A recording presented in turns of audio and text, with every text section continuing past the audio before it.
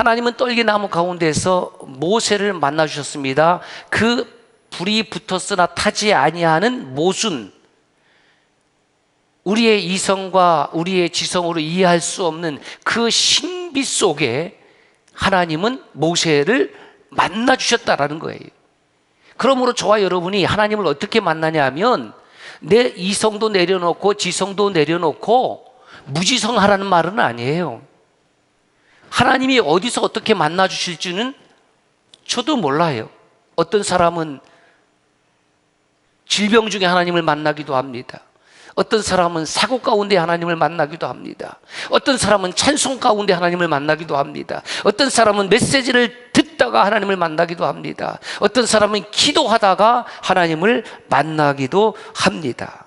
그런데 그 떨기나무 불꽃 가운데에 하나님은 모세에게 뭐라고 말씀하시냐면 내가 선 땅은 거룩한 땅이니 네 발에서 무엇을 벗으라? 신을 벗으라. 그 말은 뭐냐면 거룩한 내 앞에 있으니 너도 거룩하라.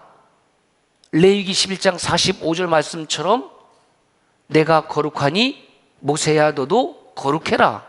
왜냐하면 거룩하신 하나님은 거룩한 사람과만이 대화할 수 있고 교제할 수 있기 때문에 그렇습니다. 모세가 나이 80이 되도록 하나님을 실제적으로 강력하게 이렇게 인격적으로 만난 적은 없습니다. 그리고 모세가 그 하나님을 처음 만났을 때에 거룩함을 요구받았잖아요. 거룩함을 요구받았습니다. 80년의 인생을 살아가면서 거룩함을 요구받은 적이 없습니다. 우리는 어떻습니까? 저와 여러분들이 거룩함을 요구받고 거룩하게 살아야 된다라고 듣는 곳이 어딥니까? 영화관에 가면 들을 수 있습니까? 야구장에 가면 들을 수 있습니까? 쇼핑몰에 가면 들을 수 있습니까? 백화점에서 1층부터 6층까지 오르락 내리락 하면서 윈도우 쇼핑하면 거룩할지어다라는 말씀을 들을 수 있습니까? 아닙니다. 하나님은 화려한 애굽의 왕자의 신분이었을 때에 거룩함을 요구하지 않았습니다. 그 속에 하나님은 거룩함을 담아놓지 않았고 오히려 80세의 노인, 아무것도 할 수 없다라고 하는 그 노인의 삶 속에, 아무도 알아주지 아니하는 그 양치기의 삶 속에 하나님은 거룩함을 담아놓으셨다라는 거예요. 여러분, 그러면 된 거 아닙니까? 온 우주 만물의 창조주이신 하나님이 나 같은 사람을 만나주셔서, 아무것도 아닌 나 같은 사람을 만나주셔서 나를 부르셨다고 하면 그것으로 족한 것 아닙니까? 하나님은 모세에게 자신을 이렇게 소개하죠. 출애굽기 3장 6절 말씀 볼까요? 시작. 나는 내 조상의 하나님이니 아브라함의 하나님, 이삭의 하나님, 야곱의 하나님이라. 모세가 하나님 배웠기를 두려워하여 얼굴을 가리매. 하나님은 지금 모세에게 뜬금없이 나타난 것이 아니라 조상들에게 나타났던 하나님인 것을 말씀을 하십니다.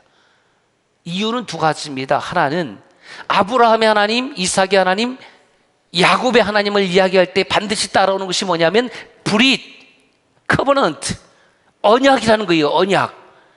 하나님께서 말씀으로 약속해 주신 거예요. 아브라함에게 약속해 주셨고, 이삭에게 약속해 주셨고, 야곱에게 약속해 주셨고, 그 하나님의 사랑의 약속을 믿는 저와 여러분들에게 동일한 언약을 주실 줄로 믿습니다. 왜 아브라함, 이삭, 야곱을 언급할까? 그것은 모세가 엄마의 품에서부터 수도 없이 들었던 믿음의 선조들의 이야기이기 때문에 그렇습니다. 귀에 못이 박히도록 아브라함, 이삭, 야곱의 이야기를 들려주었을 것입니다. 이제 하나님은 이스라엘 백성들의 고통 소리를 들으시고 하나님께서 내려가서 그들을 애굽의 손에서 건져내어 가나안 땅으로, 젖과 꿀이 흐르는 땅으로 인도하겠다. 그런데 그 가나안 땅에는 누가 있었느냐? 가나안의 6족속이 있습니다. 뭐 가나안, 브리스, 헷, 여부스, 히위, 뭐 아모리, 이런 족속들이 있는 거예요. 그 6족속들이 있는 땅으로 인도하겠다라는 말 속에는 그들이 선점하고 있는 그 땅을 사실은 빼앗아 주겠다는 거예요. 여러분, 오늘의 관점으로 이 이야기를 읽으면 하나님은 불의한 하나님으로 이해될 수 있습니다. 그러나 구속사적인 관점, 더 큰 하나님의 관점, 우주적인 관점으로 보면 하나님께서 하시는 일입니다. 하나님께서 하시는 일은 피조물인 우리가 그것이 옳다 아니다라고 할 수가 없어요. 선악을 알게 하는 나무의 실과를 내가 생각하기에는 따먹어도 될 것 같으니까 따먹은 거예요. 마귀의 소리를 들으니까 내가 따먹어도 될 것 같아요. 문제 없을 것 같아요. 근데 하나님은 따먹지 말라는 겁니다. 그러니까 하나님이 정하셨으면 정한 거예요. 우리의 그 잘난 지성이 하나님의 말씀을 무시를 합니다. 근데 그 지성이 어디로부터 왔느냐? 하나님으로부터 왔거든요. 하나님으로부터 온 지성을 하나님을 위해서 영광 돌리는데 사용하지 못하고 하나님을 반역하는데, 불순종하는데 사용했습니다. 어쨌든 하나님께서 이 이스라엘 백성을 애굽으로 인도한다, 데려가겠다, 문제 없습니다. 왜? 하나님이 하신다고 하니까. 그 모세가 들은 거예요. 이제 우리 히브리 민족을 이 노예 상태에서 벗어나서 하나님께서 해방시켜 주시는구나. 하나님이 하시겠다. 여러분 들었어요. 그럼 어떻게 돼요? 하나님이 하시는 거죠, 뭐. 거기에 무슨 토를 달 것이 있습니까? 문제는 그 다음부터입니다. 모세가 멘붕에 빠져요. 9절을 보십시오. 9절. 출애굽기 3장 9절. 이제 가라. 어딜 가요? 어디를 가라는 거예요? 너 미디안에서 그 양치기 생활 그만하고 이집트로 들어가라는 겁니다. 자, 10절 보십시오. 구체적으로 나와 있습니다. 시작. 이제 내가 너를 바로에게 보내어 너에게 내 백성 이스라엘 자손을 애굽에서 인도하여 내게 하리라. 예? 그래서 이 출애굽기 3장 9절부터 4장 17절까지는 하나님과 모세의 대화인데, 저는 이 대화가 그냥 대화가 아니라 설전이라고 한 거예요. 이게 말의 전쟁이 붙은 겁니다. 하나님과 모세 사이에 말싸움이 시작이 된 거지요. 말싸움 얼마든지 할 수 있습니다. 그렇죠? 부부도 살다 보면 말싸움 해요, 안 해요? 이쪽은 강력하게, 참 정직한 분들이 이쪽에 앉아 있는 것 같고, 이쪽은 별로 안 하는 것 같아요. 할 수 있는 거지요. 말싸움은 뭐, 그렇죠? 칼싸움은 돼요, 안 돼요? 그거 돼요? 뭐 말싸움 하다 안 되면 까짓 그 칼부림도 하고 그러는 거 보죠? 이거 설전이라고요, 설전. 예? 보세요. 하나님, 내가 너를 바로에게 보내 내 백성 이스라엘 애굽에서 이끌어낼 것이다. 그랬더니 이제 모세가 뭐라고 대답합니까? 내가 누구이기에 파라오에게 갑니까? 내가 누구이기에? 아유, 하나님, 그거 이스라엘 백성들을 출애굽시키는 것은 제가 100% 찬성하는데, 나 같은 노인이 뭐라고 제가 그 왕에게 가서 그 수많은 히브리인들을 내가 이끌어낼 수 있습니까? 전 할 수 없습니다. 그랬더니 하나님께서 이렇게 말씀하십니다. 12절. 내가 반드시 너와 함께 하겠다. 반드시 너와 함께 한다는 거예요. 반드시. 기분 좋으면 함께하고 기분 나쁘면 함께 하지 않는 것이 아니라 너와 반드시 함께 하겠다. 기분 좋으면 학교 가고 기분 나쁘면 학교 안 가고 기분 좋으면 직장에 출근하고 기분 나쁘면 안 가고 하면 돼요, 안 돼요? 됩니다. 그럼 되죠. 기분 좋을 때는 직장에 출근하고 기분 나쁘면 출근하지 마세요. 바로 그 다음날 가면 책상 없어졌어. 자기 멋대로 살 수 있는 거지요. 예? 기분 좋으면 학교 가고 기분 나쁘면 학교 안 가고 그렇게 할 수 있는 거예요. 그러다가 학교에서 징계 맞는 거죠. 성적 떨어지고. 반드시 너와 함께 하겠다라고 주님 말씀하셨으면 우리는 어떻게 알아들어야 됩니까? 아, 반드시 하나님이 나와 함께 하시는구나. 나 혼자 간 것이 아니라 하나님이 나와 함께 하시는구나. 그래서 모세가 이렇게 묻습니다. 이스라엘 백성들이 너를 보낸 이의 이름이 무엇이냐고 물으면 제가 뭐라고 대답합니까? 하나님 말씀하십니다. 나는 스스로 존재하는 자다. 그가 나를 보냈다라고 말해라. 글쎄요, 하나님, 제 생각에는 그거 좀 안 통할 것 같아요. 무슨 좀 증거, 사인이 있어야 되지 않겠습니까? 이것이 모세의 첫 번째 거절입니다. 여기서 잠깐, 모세는 왜 하나님의 이름을 물어봤을까? 당시 애굽의 신들은, 그 아이돌 우상들은 다양한 이름들을 가지고 있었습니다. 태양신을 라, 창조의 신은 아툼, 사막의 신은 세트, 죽음과 부활의 신은 오시리스, 마법의 신은 이시스. 여러분 많이 들었던 이시스, 이게 뭐냐면 해군 군함에 붙여진 이름이죠. 이시스함. 동시에 천여 개의 표적을 레이더로 탐지해서 타격할 수 있는, 그 이시스가 여기서 나온 거예요. 그리고 우상이라는 것은 뭐냐면, 이름이라는 것은 다른 어떤 존재가 있음을 전제로 해서 생긴 거예요. 만약에 저나 여러분이 혼자 세상에 있다고 하면, 아니면 아내하고만 둘이 산다고 하면 굳이 이름을 붙일 필요가 없습니다. 그렇죠? 그냥 야 하면은 왜? 이렇게 대답하면 돼요.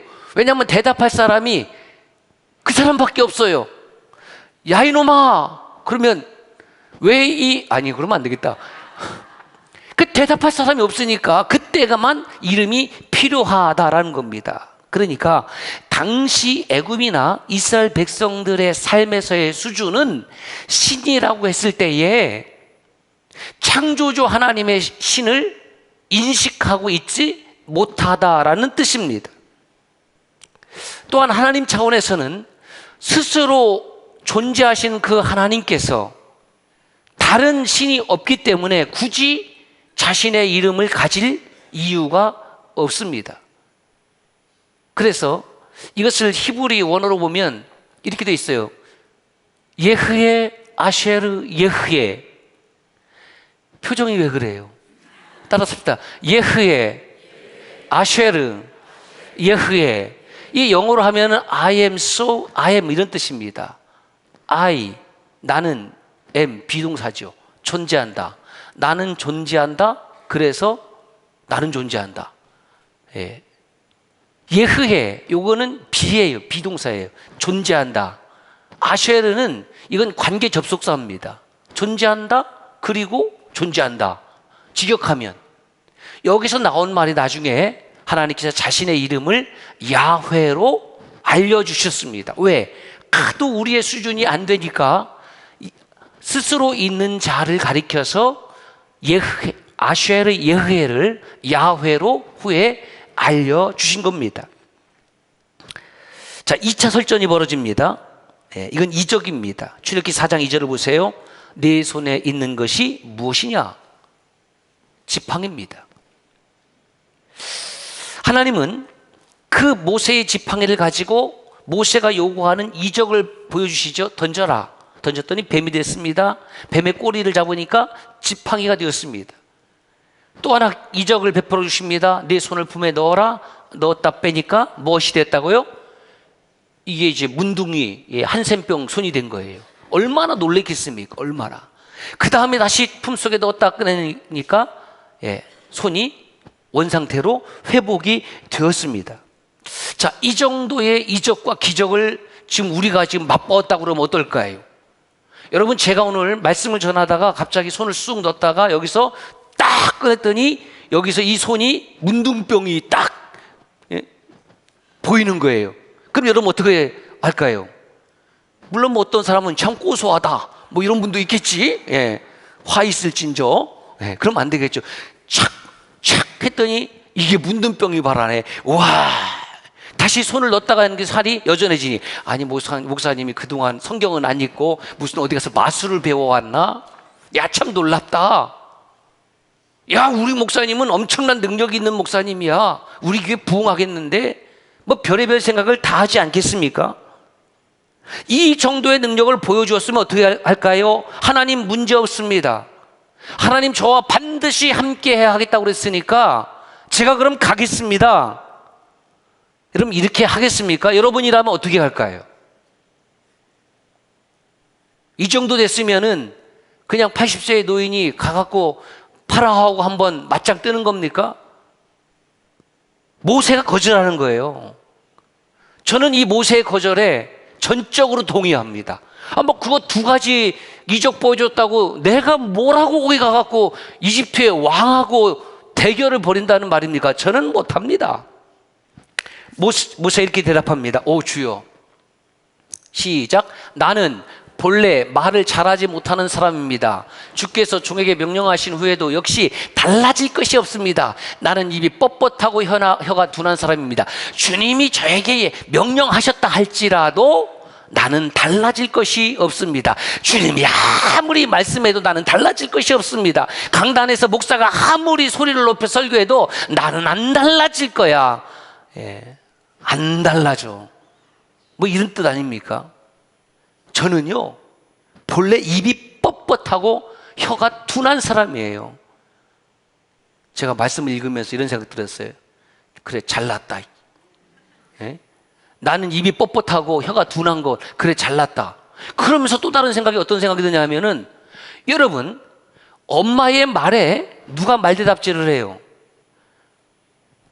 딸? 그쵸? 예. 아들은 별로 대답질 안 하는데 꼭 자기하고 똑같은 딸을 놔놓고 딸 연이 대답을 해요. 예? 아, 나왔네. 예? 그 꼬박꼬박 말대답질 하거든요. 그래 놓고 엄마가 너는 왜 그렇게 말을 안 듣니? 너 이렇게 좀 해야 되지 않니? 그러면 엄마, 저는 입이 뻣뻣하고 원래 혀가 둔한 아이예요. 꼬박꼬박 말대답하는 사람이 정말 입이 뻣뻣하고 혀가 둔한 사람입니까? 말만 그런 거예요. 말만. 예. 꼬박꼬박 하나님 말씀에 말대답질 해놓고 자기는 입이 뻣뻣하고 혀가 둔하대. 우리 교인들 가운데 입이 뻣뻣하고 둔한 사람이 한 사람이라도 있어요, 없어요? 없어요. 얼마나 말이 많은지 몰라, 우리 교회 가운데. 예, 얼마나 말이 많은지 모르는데 말이 많아서 문제가 아니라 어떤 말이냐가 중요한 것 아닙니까? 우리 교회는 말이 많은데 하나님을 찬송하는 말이 많고, 할렐루야, 성도를 칭찬하는 말이 많고, 하나님의 말씀을 나누는 말이 많고, 하나님의 말씀이 흥황해질 때에, 많을 때에 교회는 부흥했더라.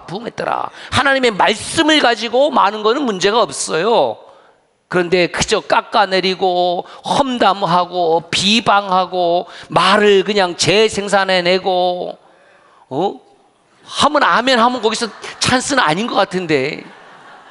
예.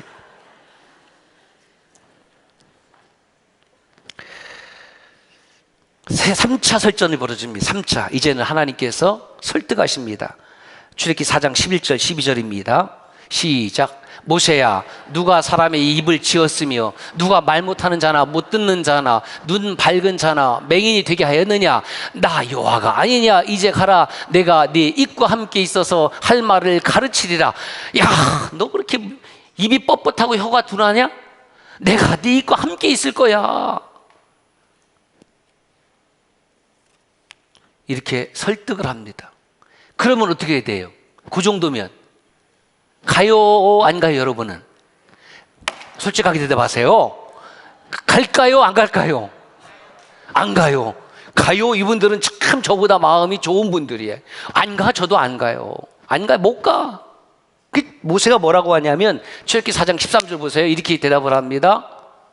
시작. 오 주여, 보낼 만한 자를 보내세요. 야, 요 말을 보면은 보낼 만한 자를 보내세요. 나는 못하는데 나 대신 할 수 있는 사람이 있을 겁니다. 나는 못하는데 우리 장로님들은 할 수 있어요. 이게 상당히 겸손한 말 같으면서도 거친 말 한번 하겠습니다. 양해해 주시기 바랍니다. 열받는 말이에요. 그렇잖아요. 나는 못해요. 이 어려운 일을 나는 못하는데 얘는 할 수 있어. 이 사람의 능력을 좀 칭찬하는 것 같은데 뭔가 마음이 안 좋아. 왜? 어려운 일이잖아요. 그렇죠? 하다못해 땅을 파고 작업하는 일도 저는요 힘이 없어서 못하는데요, 얘는 잘해요.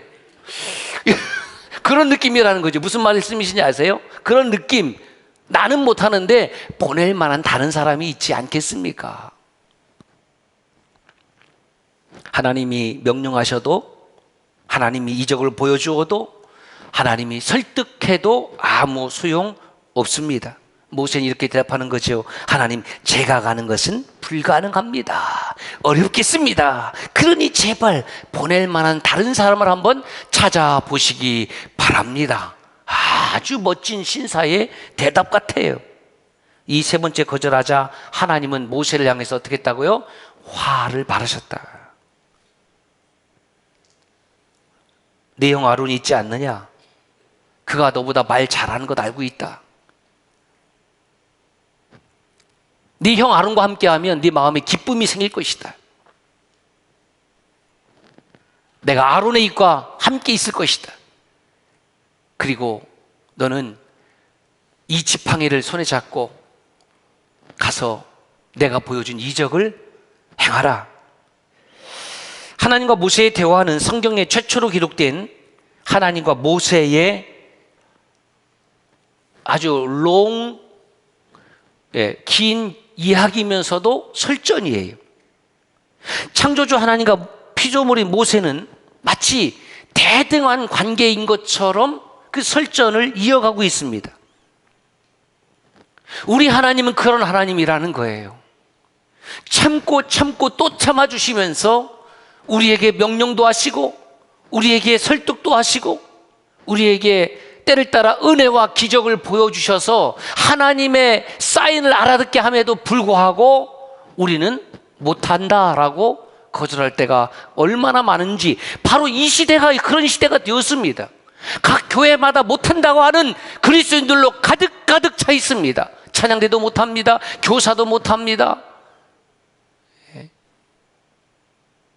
주차사역도 하지 못합니다. 생명사역도 하지 못합니다. 못하는 사람들이 과연 하나님의 아들인가? 하나님의 딸인가? 하나님의 자녀라고 할 수가 있는가?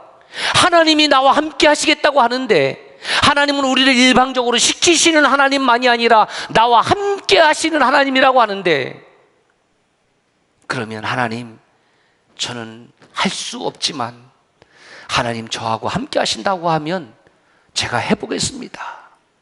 이것이 오늘 그리스도인들의 복된 삶인 줄로 믿습니다.